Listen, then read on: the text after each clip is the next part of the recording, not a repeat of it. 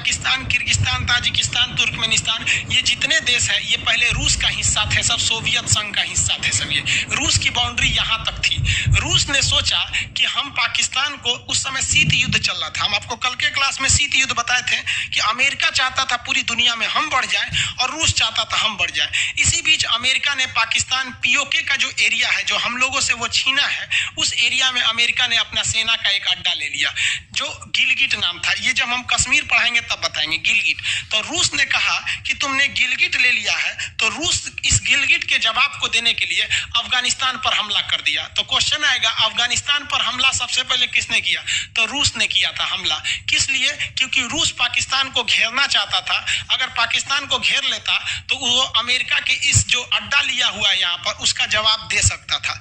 लेकिन अमेरिका ने एक बहुत ही खतरनाक कांड कर दिया, क्योंकि शीत युद्ध था, कोल्ड वार में अमेरिका ने डायरेक्ट रूस पर हमला नहीं किया और ना ही रूस ने डायरेक्ट अमेरिका पर हमला किया। देखिए ना, रूस तो अफगानिस्तान पर हमला किया है, लेकिन क्यों किया है? अमेरिका को घेरने के लिए। इसलिए अमेरिका साउथ अफ्रीका से एक बहुत बड़े साइंटिस्ट को उठा के लाया और वो साइंटिस्ट एक बहुत बड़े अमीर घर का था, लेकिन उसके भाषा में बहुत दम था, उसके नेतृत्व में इतनी क्षमता थी कि वो जो साइंटिस्ट था वो क्या किया, यहाँ अफगानिस्तान के युवाओं को देश प्रेम सिखा दिया कि हमारा देश है रूस, हम यहाँ से, हमारा देश है अफगानिस्तान, हम यहाँ से रूस को मार के भगाएंगे। लेकिन हथियार कहाँ से चाहिए? तो अमेरिका ने कहा हथियार का टेंशन मत लो, हम सारा हथियार तुमको देंगे। अमेरिका ने सारा हथियार दिया और उसी एक साइंटिस्ट के नेतृत्व में उठा के दुनिया का सबसे बड़ा रूस को वो उसने अकेले लड़के भगा दिया। जबकि पैसा उस साइंटिस्ट को किसने दिया? अमेरिका ने। जबकि हथियार उस साइंटिस्ट को किसने दिया? अमेरिका। जासूसी किसने सिखाया? अमेरिका। जितने चीजों की जरूरत थी वो किसने दिया? अमेरिका ने। क्यों? क्योंकि रूस को भगाया जा सके। और वो अकेला साइंटिस्ट अफगानिस्तान के लोगों को जुटाकर और युद्ध नागरिकों को सैनिक बना के भगा दिया। उस साइंटिस्ट का नाम जानते क्या था? Osama bin Laden. समझ में आ गया? जब तक ओसामा बिन लादेन अमेरिका के लिए काम कर रहा था वो देश प्रेमी था, और जैसे उसने अमेरिका को ठोक दिया आतंकवादी हो गया।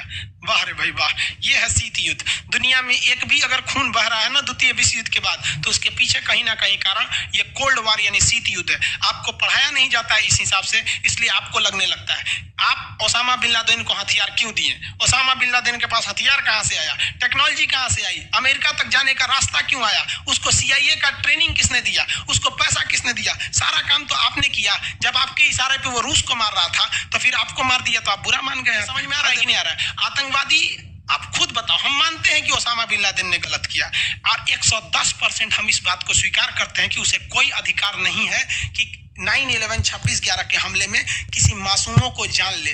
लेकिन हम ये अमेरिका से पूछना चाहते हैं कि ये अधिकार आपको किसने दिया कि आप किसी को लाइए, हथियार दीजिए, पैसा दीजिए, मारिए? वो सैनिक थोड़ी था यहाँ पे, आप अपने लिए उसको इस्तेमाल किए। जिस तरह भारत ने LTT का इस्तेमाल किया, चाइना ने माओवादियों का इस्तेमाल किया, ओसामा बिन लादेन ने किसका इस्तेमाल किया?